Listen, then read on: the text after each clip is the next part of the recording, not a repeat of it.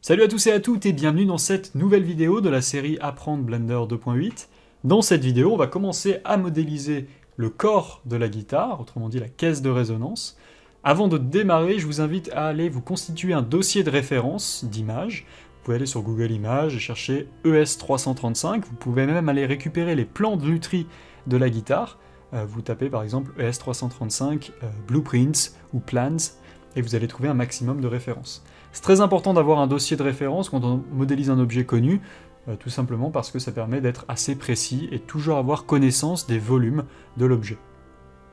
Moi j'ai placé une référence sur mon deuxième écran, que je ne vous montre pas pour des raisons de copyright, mais vous pouvez, si jamais vous n'avez pas de deuxième écran, créer un nouvel éditeur de type Image Editor, et vous pouvez cliquer sur Open pour aller importer une image ici, et vous allez pouvoir naviguer dans l'Image Editor de la même manière que dans la vue 3D, sauf que ça sera en 2D, vous pouvez vous déplacer avec le middle mouse button, donc le bouton du milieu de la souris, et vous pouvez zoomer aussi dedans. Donc si jamais vous voulez importer plus de références, vous pouvez faire un split area et ouvrir une autre référence ici, etc., etc. Donc je vais fermer ces éditeurs en cliquant droit et en faisant Join Area, comme ceci. Donc souvenez-vous, dans la dernière vidéo, on avait créé un plan, donc un objet plan, et ça va être donc de la géométrie qui va nous permettre de démarrer notre modélisation. Donc ce qu'on va faire, c'est qu'on va se mettre en vue de dessus en appuyant sur la touche 7. Alors il y a d'autres méthodes qu'on a vues dans la première vidéo pour le faire, mais voilà, on est en vue de dessus, et ce qu'on va faire, c'est qu'on va utiliser un modifier. Alors qu'est-ce que c'est qu'un modifier? Un modifier, ça s'applique sur l'objet. Donc vous pouvez aller dans ce petit onglet ici, la clé à molette, et vous pouvez rajouter des modificateurs. Alors des modificateurs, il en existe de différents types. Nous, celui qui va nous intéresser, ça va être le modificateur Mirror. Alors Mirror, comme son nom l'indique, va nous créer un miroir ou va nous créer une duplication de l'objet sur un axe en particulier. Notez qu'il est dans la catégorie Generate, puisque c'est un modificateur qui va nous générer de la géométrie automatiquement pour nous. Donc si je clique sur Mirror ici, eh bien on a l'impression qu'il ne se passe rien, alors qu'en vrai il s'est passé quelque chose. Alors, ce qui va se passer, c'est que ça nous a créé donc un miroir de notre objet, sauf que l'objet miroir, il est sur le plan, donc ils sont confondus, et donc du coup, on voit rien. Par contre, si je rentre en Edit Mode, en appuyant sur Tab, et que je fais une sélection de ces polygones et que je les déplace, vous voyez qu'on a en prévisualisation eh bien, la symétrie de notre objet. Donc tout ce qu'on va faire va être dupliqué de l'autre côté. C'est assez pratique pour nous, puisqu'on n'aura à modéliser qu'un seul côté de notre caisse de résonance, et le reste va être fait pour nous. Donc si je fais un clic droit, je peux annuler mon déplacement, et ce que je vais faire, c'est que je vais appuyer sur G pour pouvoir faire un déplacement, et je vais contraindre mon déplacement sur l'axe X, donc l'axe rouge. Je vais appuyer sur donc X, et je vais ramener jusqu'à peu près au centre, comme ceci. Je vais laisser un tout petit gap, je vais vous montrer pourquoi. Et ce que je vais faire, c'est que si je reviens en mode objet, vous voyez que maintenant mon objet, si je le déplace, eh bien, il est en symétrie. Mon plan est en symétrie. Donc ce que je vais pouvoir faire, c'est maintenant eh bien, modéliser une partie de mon plan. Donc je vais aller en vue de dessus en appuyant sur la touche 7, et je vais tout désélectionner en appuyant sur Alt A. Donc j'ai plus aucun composant qui est sélectionné maintenant. D'accord ?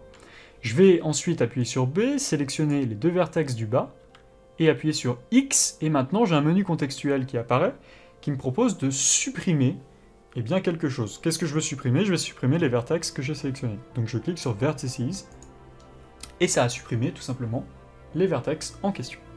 Je me retrouve maintenant avec juste une arête dans l'espace, qui n'est absolument pas visible, donc il n'y a pas de notion de surface encore, mais ça va nous permettre eh bien, de dessiner un contour, le contour tout simplement de notre caisse de résonance.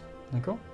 Donc ce qu'on aimerait faire avant de commencer notre contour, on va eh bien, faire en sorte que les points du centre ici se fusionnent. Vous voyez que quand je sélectionne le point, la ligne dépasse de l'autre côté. Au centre, j'ai envie que mes points se fusionnent et qu'ils ne se dépassent pas, donc je vais cocher une case sur le modificateur ici, et cette case va être Clipping.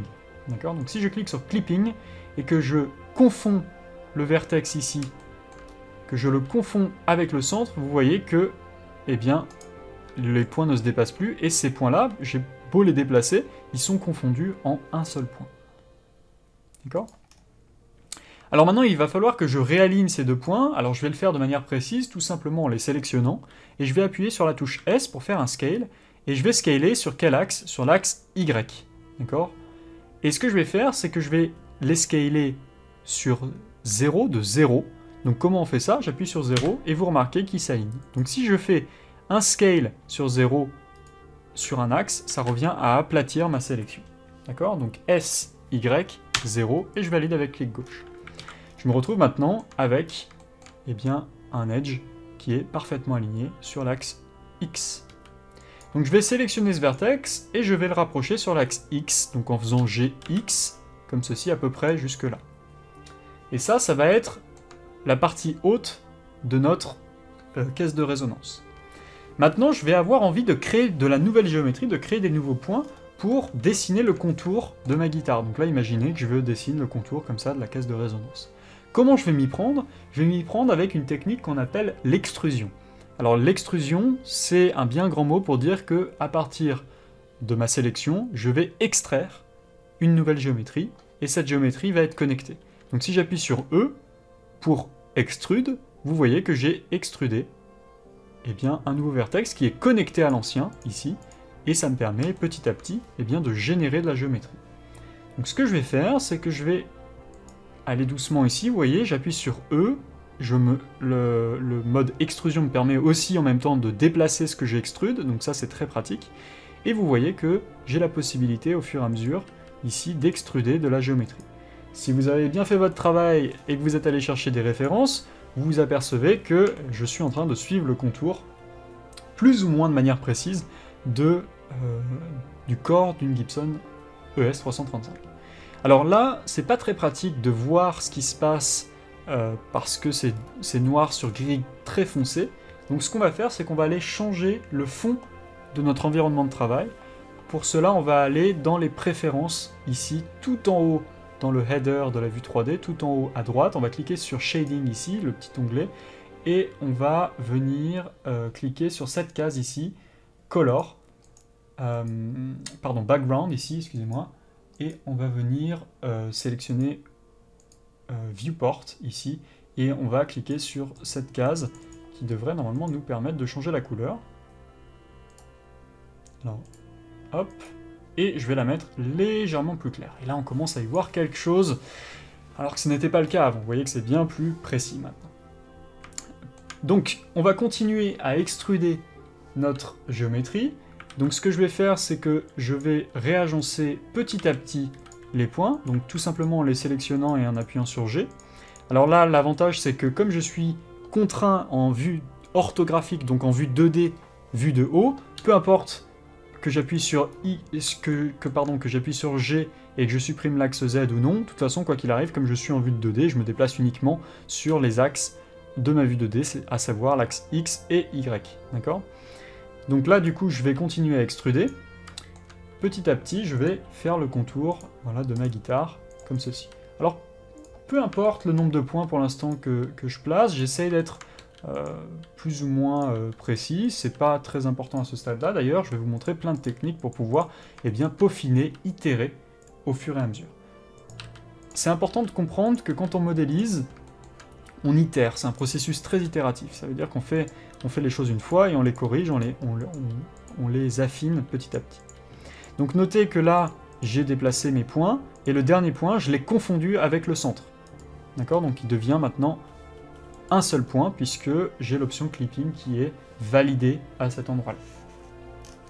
Alors, ce corps de guitare, il n'est pas parfait, donc qu'est-ce qu'on va faire? On va, nous, le peaufiner.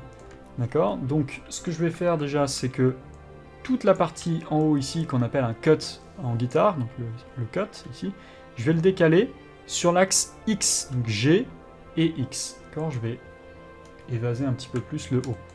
Et ensuite, la courbe qui se trouve à l'intérieur ici de ma guitare, je vais la déplacer. Le problème, c'est que là, vous voyez que je la déplace, et si je fais ça, ça m'oblige à déplacer à chaque fois chacun de mes points, et c'est pas très pratique. J'ai envie quand même de conserver un minimum mon travail, donc comment je vais faire? Je vais utiliser ce qu'on appelle le Proportional Editing. Alors le Proportional Editing, c'est un mode qui permet de déplacer la sélection de manière smooth, de manière lisse. Donc je peux appuyer sur cette icône-là, tout en haut, dans le header, Proportional Editing, ou appuyer sur la touche O. D'accord? Donc là, c'est un raccourci qui fait pas de sens, malheureusement, par rapport à ce que je disais dans la vidéo précédente, mais voilà, vous pouvez appuyer sur la touche O, Et si je sélectionne un point et que j'appuie sur G, vous voyez que ça donne un effet mou, en fait, comme de guimauve. Ça déplace de manière graduelle les points qui se trouvent dans le cercle. Si je grossis le cercle avec la molette de la souris, vous voyez que ça prend en compte plus de points. Donc là, ce que je vais faire, c'est que je vais scroller la molette de la souris vers le bas et travailler avec ce mode de proportional editing, histoire de mieux travailler le contour de ma guitare. Donc on va y aller petit à petit. Je peux prendre le haut ici aussi, et venir voilà, petit à petit mieux placer le corps de ma guitare. À savoir que la base est beaucoup plus large que le haut, comme ceci. Alors si j'appuie sur O de nouveau, j'ai quitté le mode Proportional Editing, comme on peut le voir ici. D'accord ? Donc là, si je tourne en 3D, vous voyez qu'on a un premier contour qui est disponible. Ce qu'on peut faire, c'est qu'on peut rajouter un deuxième modificateur. Donc il faut savoir que là, j'ai un modificateur de type miroir qui est ajouté en premier, donc il va être évalué en premier, c'est-à-dire que le miroir est évalué, d'accord ? Donc il va fusionner les points au centre, etc. Et par-dessus toute cette modification qui a été faite en symétrie, je vais pouvoir ajouter un modificateur, par exemple, de type Subdivision Surface, qui va lisser, comme vous le voyez ici, le contour de ma guitare. D'accord ? Donc j'ai le modificateur miroir, et par-dessus, j'ai le modificateur Subdivision Surface. A noter que je peux les collapse comme ceci, les ouvrir et les réduire, parce qu'on peut avoir une grosse pile de modificateurs. Il faut savoir aussi que vous avez des boutons ici, pour chacun des modificateurs, qui seront en commun. Vous avez déjà le nom du modificateur, que vous pouvez renommer. Je vais agrandir un peu la zone ici. Vous pouvez tout à fait renommer ça symétrie ou comme vous voulez. Et vous avez ici un set de 4 boutons. Le premier, pour l'instant, on ne va pas chercher à comprendre ce qu'il fait, mais en tout cas, le deuxième nous permet d'affecter ou non le modificateur, d'afficher ou non le modificateur. Vous voyez que là, par exemple, le modificateur, il est affiché dans la vue 3D, tout simplement parce que ce bouton est actif. Si je l'enlève, vous voyez que je n'ai plus ma symétrie. Par contre, j'ai toujours ici mon Subdivision Surface qui s'occupe de lisser ma géométrie. Si je l'enlève, vous voyez que, il est actif ou non. Je peux très bien, par exemple, décider de ne pas l'afficher du tout et continuer à travailler sans celui-ci, sans qu'il soit affiché. S'il est affiché, il fonctionne en mode objet, comme vous le voyez, ça lisse en mode objet ici, mais je peux aussi, de mon côté, décider de ne pas l'afficher en mode édition. C'est ce que ce bouton va faire. Ce bouton ici, si je le décoche, quand je vais être en Edit Mode, vous voyez que le modificateur n'a aucun impact. Alors que si il était affecté, vous voyez qu'on a ici à la fois l'aspect lisse et toujours nos points ici qui sont disponibles pour pouvoir être édités. D'accord ? Donc maintenant que vous en savez un petit peu plus sur les modificateurs, on va travailler notre guitare en décochant le Subdivision Surface. Donc on va rester avec nos points tels qu'ils sont réellement enregistrés en 3D dans l'espace ici. Par contre, quand je vais appuyer sur Tab, je vais avoir très rapidement une prévisualisation une prévisualisation lisse du modificateur Subdivision Surface qui s'applique sur l'objet. D'accord ? Alors, le Subdivision Surface, il a une particularité, je vais vous le montrer, je vais le réactiver en mode Edit ici. Il a une particularité, c'est que si on a deux points qui sont très très proches, donc là je vais les rapprocher, vous voyez que ça commence à devenir plus serré. D'accord ? Donc si par exemple je rapproche ces points-là et que je retourne en mode édition, vous voyez qu'ici on a un pic de géométrie beaucoup plus serré. Plus j'éloigne ces points, plus je vais avoir une courbe. D'accord ? Donc si vous avez analysé, si vous avez récupéré des références comme je vous l'avais demandé, vous vous êtes aperçu que ici il y a un point qui est beaucoup plus serré. D'accord ? Ce qu'on va faire, c'est qu'on va faire en sorte que ce point soit non plus seul, mais soit entouré de deux nouveaux points pour encore plus serrer la géométrie.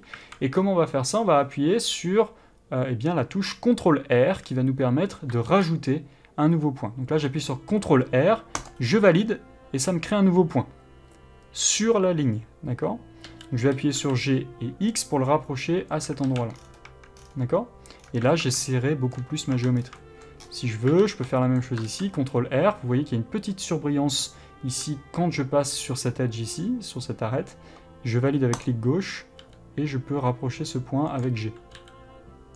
D'accord ? Et là, si je dézoome et que je suis en mode objet, vous voyez que eh bien, ça commence à prendre forme un petit peu plus précisément. Alors, ce qu'on va faire, c'est que par rapport aux références que j'ai, je vais pousser un petit peu plus ces points qui sont beaucoup plus ronds et je vais travailler beaucoup plus ma forme. Alors, la modélisation est vraiment, comme je disais, un processus itératif. C'est très très important de comprendre ça, c'est-à-dire qu'on n'a pas la forme définitive dès le début, il faut travailler, il faut déplacer les points. Donc là, c'est des manipulations que vous connaissez, hein. On peut utiliser la touche B pour sélectionner, on peut utiliser G pour se déplacer. Vous voyez que là, la seule chose que je fais, c'est que je bouge des points de manière à avoir une forme qui se rapproche de l'objet que j'essaye de modéliser. D'accord ? Alors ce qui se passe, c'est que dans mon cas, j'ai l'impression que toute cette partie doit être rapprochée, donc je vais la sélectionner et je vais la rapprocher un petit peu. Voilà, j'aurais pu aussi utiliser le proportional editing qu'on a vu avant, donc avec la touche O. Donc par exemple, je sélectionne ce point-là, j'appuie sur O et vous voyez que ça me déplace pas mal ma géométrie. Je vais appuyer sur X pour la rapprocher. Voilà. Donc essayez d'être assez proche de la forme. C'est jamais grave en 3D si vous vous arrêtez à une étape, vous pouvez toujours reprendre par la suite, c'est ce qui est très très bien en 3D. Je vais appuyer sur O pour désactiver le proportional editing et je vais même carrément ici scaler, donc avec S et X, l'ensemble de ma forme et appuyer sur G et X pour la rapprocher. Voilà. Je pense aussi que le côté ici peut être un peu plus gros, plus évasé, donc j'appuie sur proportional editing avec O pour pouvoir déplacer un ensemble et je rappuie sur O pour désactiver le proportional editing. Alors si vous êtes débutant en modélisation, il va falloir assez rapidement vous faire à ce processus puisque, comme je le disais, c'est très itératif et c'est ce qu'on fait en permanence quand on modélise. D'accord ? On va de l'avant, on va de l'arrière, on avance, on recule et on travaille en général assez souvent comme ça. Ce que je vais faire maintenant, c'est... je vais essayer de remonter un petit peu plus le cut ici. Ça me semble un petit peu bas par rapport aux références que j'ai, voilà. Et ce que je vais faire à partir de maintenant, c'est que je vais devoir construire une vraie géométrie à l'intérieur du corps de ma guitare. Alors ce que je vais faire pour bien m'y prendre correctement, je vais déjà valider le haut de ma géométrie ici. Donc ce que je vais faire, c'est que je vais sélectionner ce vertex et ce vertex, je vais appuyer sur Shift D, nouveau raccourci clavier, qui permet quoi? Qui permet de dupliquer la géométrie. D'accord? Shift D permet de dupliquer. Alors, petite erreur de ma part, j'ai changé le fond ici de la viewport et ça vous permet de moins bien voir les raccourcis clavier, donc je vais baisser un peu le gris ici, de manière à ce que vous voyez toujours les raccourcis que j'applique en bas. Et donc là, j'ai dupliqué ma géométrie. D'accord? Mais attention, c'est une géométrie qui n'est sans surface, donc ça veut dire qu'en 3D, ça ne veut rien dire, c'est juste une ligne en 3D, il n'y a absolument rien à voir en termes de surface. Je vais revenir en vue de haut et en edit mode, et je vais maintenant sélectionner ces faces-ci, et je vais appuyer sur F. Et là, on commence à avoir notre première face, et comme son nom l'indique, la touche F permet de générer une face à partir de notre sélection. Alors pour générer une face, il vous faut au minimum 3 points, sinon en fait, vous n'avez pas de face à créer, et vous pouvez en créer avec autant de points que vous voulez. Lorsque vous avez 4 points, on appelle ça un quad, pour 4 points. Lorsqu'on en a 3, c'est tout simplement un triangle, et lorsqu'on en a plus, on appelle ça un n-gone, un polygone à n côtés.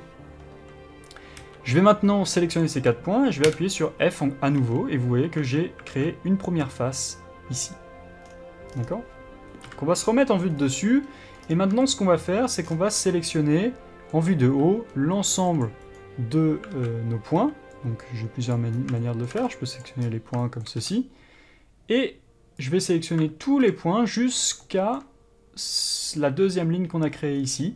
Et ce que je vais faire, c'est que je vais faire E pour créer une extrusion, je vais faire clic droit pour annuler le déplacement, mais je n'ai pas annulé l'extrusion. Vous voyez qu'on a les points ici qui sont quand même sélectionnés les uns sur les autres, ça signifie que j'ai une extrusion.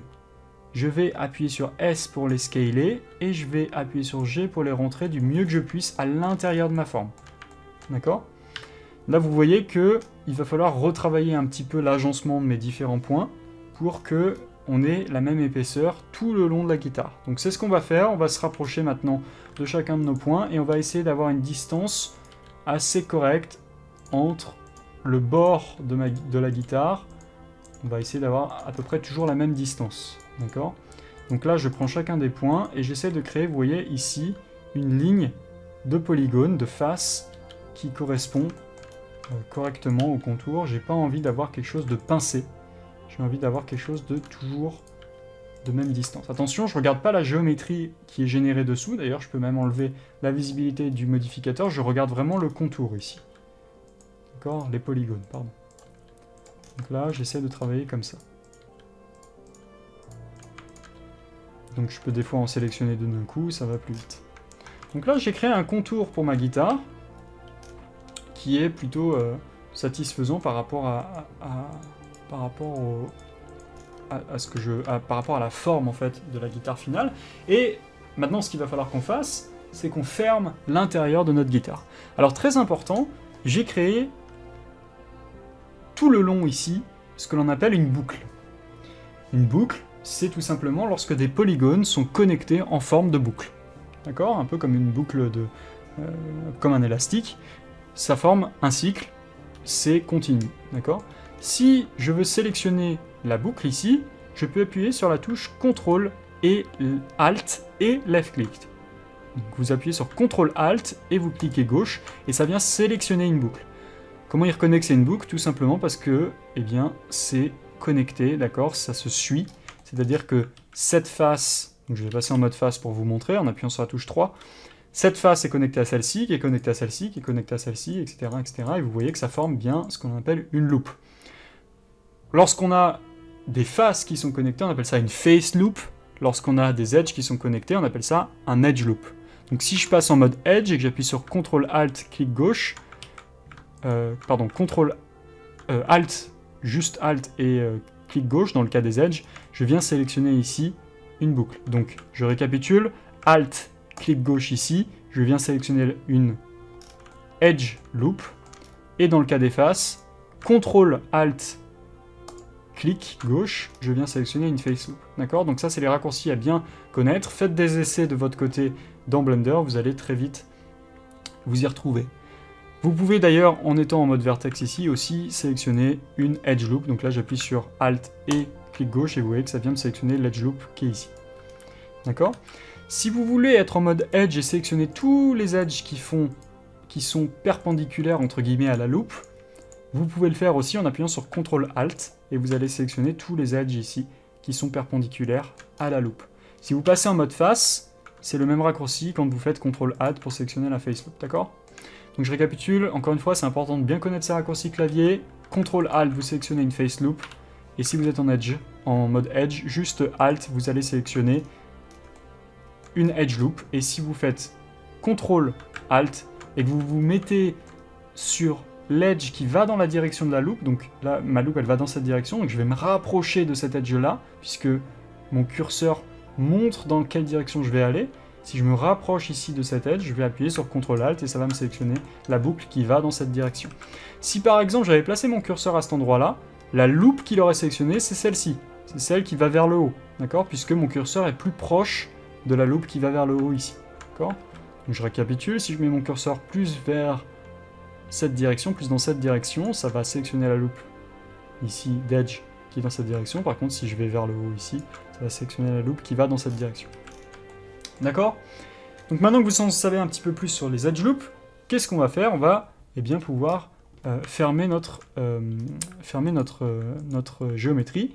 Alors, ce qu'on peut faire, c'est on peut à nouveau refaire une extrusion de cette edge loop ici. Donc j'appuie sur E, je fais une edge loop. Le problème, c'est que vous allez vite voir que ça va pincer la géométrie à certains endroits. Donc, une meilleure manière de faire serait de commencer par exemple par le centre. Donc je vais sélectionner cet edge, je vais appuyer sur E pour faire une extrusion de l'edge, et je vais appuyer sur X pour valider le fait que j'ai envie de me déplacer vers l'axe X. Alors, il faut savoir que l'option E, donc extrusion, est un outil qui fait 2 en 1. C'est-à-dire qu'à la fois il permet d'extruder, avec E, et à la fois il vous permet un déplacement, comme vous le voyez ici. Donc ça extrude, c'est-à-dire ça génère de la géométrie à partir de la géométrie sélectionnée, et si vous appuyez sur X, Y ou Z, vous voyez qu'en fait vous êtes dans le mode de grab, d'accord? Donc E, c'est 2 actions en 1. Donc je fais une extrusion avec E, j'appuie sur X, et je viens confondre ici mes points au centre, grâce au miroir. Donc là, j'ai créé une nouvelle face, et vous voyez que, par exemple, je peux sélectionner cet edge-ci, et cet edge-ci, et appuyer sur F pour fermer la face. C'est exactement comme si j'avais, en mode vertex, donc j'appuie sur 1, sélectionner ces 4 points, et appuyer sur F. D'accord ? Ce que je peux faire maintenant, c'est me dire, ah tiens, j'ai des points qui sont en haut ici, sauf que je peux pas les connecter ici, parce que si je les connectais ici, ça fait quoi? Ça fait quelque chose comme ça, et vous voyez que plus je vais avancer, plus je vais avoir du mal à fermer mes points, et plus les polygones vont se passer les uns sur les autres. Donc il va falloir que je trouve un moyen de rajouter ici, verticalement, des edges, pour pouvoir connecter les points du haut avec les points du milieu. Donc comment je vais faire? Je vais appuyer sur CTRL-R, on l'a déjà vu une fois, CTRL-R. CTRL-R, il permettait de rajouter un point sur un edge, mais là, maintenant, ça me permet de rajouter un edge qui traverse la coupe. Vous voyez, par exemple, là, je mets ma souris à cet endroit-là, ça me fait une pré-découpe qui me permet de voir ce qui va se passer quand je vais appuyer sur clic gauche pour valider. Si je me mets là, vous voyez que ça me découpe ici. Je me mets là, ça me découpe comme ça. Si je me mets sur une loupe, sur une face loop, ça me découpe carrément toute ma loupe jusqu'à qu'il ne puisse plus se découper, jusqu'à que le logiciel doive s'arrêter. Donc du coup, je vais rajouter une coupe ici, mais je vais être un petit peu plus smart, je vais en mettre plusieurs. Et comment je vais faire? Je vais scroller avec ma molette de la souris, et vous voyez qu'il peut me rajouter plusieurs boucles. Donc je vais en rajouter un certain nombre. Par exemple, ici, je vais en rajouter 1, 2, 3, je vais en rajouter tout simplement 5, et je vais valider avec le clic gauche. Et la troisième manipulation que me permet le edge loop, la création de loop avec CTRL-R, c'est la possibilité de déplacer ces boucles en étant contraint dans la géométrie. Vous voyez que là, je peux les déplacer. Si j'annule avec clic droit, ça vient les mettre parfaitement au centre. Si je valide avec clic gauche, ça fait quoi? Ça vient tout simplement valider ma position. Donc je vais faire clic droit parce que j'ai envie qu'elles soient distribuées de manière uniforme, mes boucles. Et vous voyez que maintenant, j'ai à nouveau de la géométrie pour pouvoir connecter le reste. Ce que je vais faire, c'est que je vais connecter par exemple ceci avec ceci, donc je prends mes 4 points et je les connecte. Je vais prendre ces 4 points et les connecter. Et là, ce que je vais faire, c'est que je vais connecter le bas. Donc ces 4 faces, donc je les sélectionne et j'appuie sur F pour créer une face. On va faire ça aussi ici, ça aussi ici. Et là, vous voyez que je suis à nouveau dans une situation où il me manque suffisamment de géométrie pour pouvoir connecter par exemple ce côté-là avec ce côté-là. Donc je vais rajouter une cut avec CTRL-R ici, et je vais rajouter une cut ici avec CTRL-R, ce qui va me permettre de sélectionner ces 4 points, de fermer ma face ici, et je vais faire la même chose à cet endroit-là. Et là, vous allez me dire, c'est sympa, mais comment je peux rajouter des points, par exemple, sans modifier le contour ici? Effectivement, vous allez avoir raison, donc du coup, ces edge loops, j'en ai rajouté trop, donc qu'est-ce que je vais faire? Je vais les supprimer. Comment je supprime un edge loop? Il faut d'abord que je le sélectionne, donc je vais appuyer sur Alt, clic gauche pour sélectionner l'edge loop, et je vais appuyer sur X. Et là, le panneau Delete va me proposer plusieurs options. Une des options, c'est Edge Loop. Et je peux supprimer un Edge Loop. Qu'est-ce qui va se passer si je supprime l'Edge Loop? Il va aussi me supprimer les vertex, d'accord, qui sont connectés ici. Donc je resélectionne l'Edge Loop ici, je peux rester en mode vertex si j'en ai envie. J'appuie sur X et je peux supprimer les Edge Loop ici. Et vous voyez que ça supprime une loop. Ça me permet ici de reconstruire une face avec uniquement 4 points. Ce qui est beaucoup plus acceptable dans notre cas.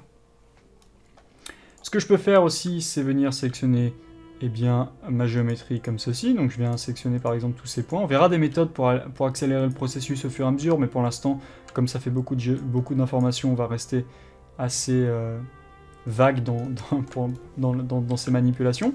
Et maintenant, il va falloir que je trouve un moyen de fermer le tout ici.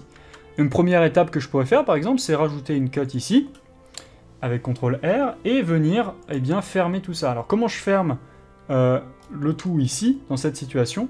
Je peux par exemple dupliquer un vertex, donc je fais Shift-D, ça me crée un nouveau vertex flottant dans le vide ici, et ensuite, évidemment, je peux fermer mes faces en appuyant sur F, après avoir sélectionné mes 4 points. Et vous voyez qu'au fur et à mesure, je peux venir fermer la forme de ma guitare. On peut venir ici, par exemple, se dire que on peut fermer la forme en sélectionnant ce vertex-là, en le dupliquant, avec Shift-D, et en sélectionnant ici une option de fermeture comme ça. Je peux venir aussi, par exemple, dire rajoutons une cut ici, ce qui me permet d'avoir 4 points ici, 1, 2, 3, 4, que je peux fermer. Vous notez que ça me crée une loupe ici qui est assez intéressante. D'accord, je vais repousser un petit peu ces points. Je peux faire la même chose ici à nouveau, en appuyant sur F.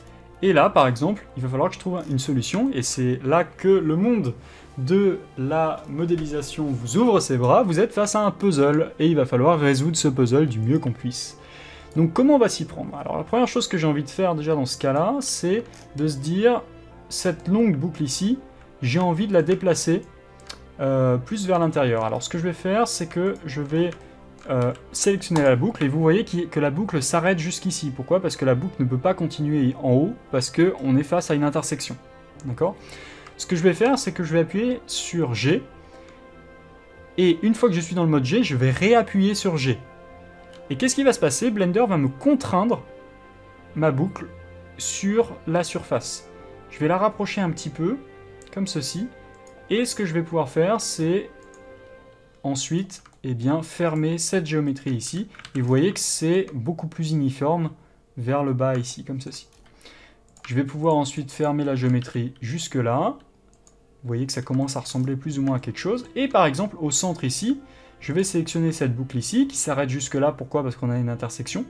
On ne peut plus continuer, on ne sait pas dans quelle direction quand on arrive ici, quand le programme il arrive ici, il ne sait pas s'il doit aller par là, ou s'il doit aller par là, ou s'il doit aller par là, donc il s'arrête. Donc je sélectionne cette boucle, qui s'arrête, j'appuie 2 fois sur G à nouveau, et ça va me permettre d'avoir suffisamment d'espace entre les deux pour ajouter 2 coupes. Donc j'appuie sur CTRL R, j'ai une prédécoupe qui arrive, je monte le scroll de ma souris pour ajouter ces 2 coupes, je valide en faisant un clic droit pour les mettre parfaitement équidistantes, et là vous voyez que je peux sélectionner cette face ici, appuyer sur F, je peux sélectionner cette boucle à l'intérieur. Alors ce qui est assez intéressant, c'est qu'on voit qu'ici c'est carrément une boucle circulaire, donc c'est en fait une face. J'aurais pu sélectionner les 4 points ici, mais en fait je peux appuyer sur Alt et clic gauche, et en fait il continue tout simplement jusqu'à qu'il s'arrête, et il s'arrête jusqu'où il ne peut plus, donc l'intersection ici. Je peux appuyer sur F, et là vous voyez qu'on a un polygone avec 5 points, 1, 2, 3, 4, 5. Et c'est pas terrible, on peut la fermer comme ça, mais c'est pas terrible, il vaut mieux rester avec 4 polygones. Ce qu'on va faire, c'est qu'on va trouver un moyen de fermer les choses correctement. Alors, uniquement avec 4 points. Donc ce que je peux faire dans un premier temps, c'est me dire, je vais fermer ces 4 points.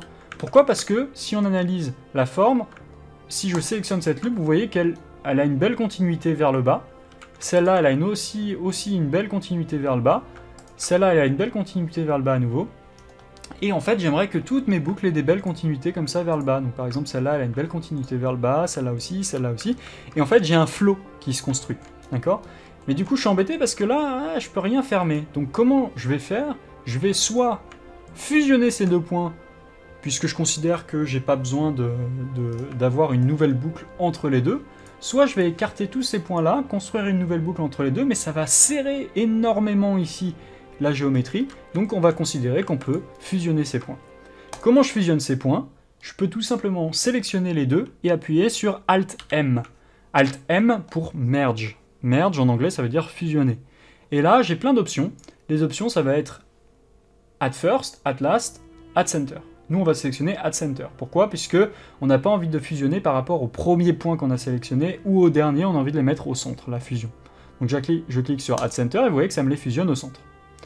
Maintenant, ici, c'est pas très beau, j'ai une géométrie qui est pincée encore à nouveau, donc ce que je vais faire, c'est que je vais à nouveau fusionner ces 2 points-là, donc je vais appuyer sur Alt-M, et je vais cliquer sur Add Center. Vous remarquez que Blender est suffisamment intelligent pour se souvenir de la dernière option.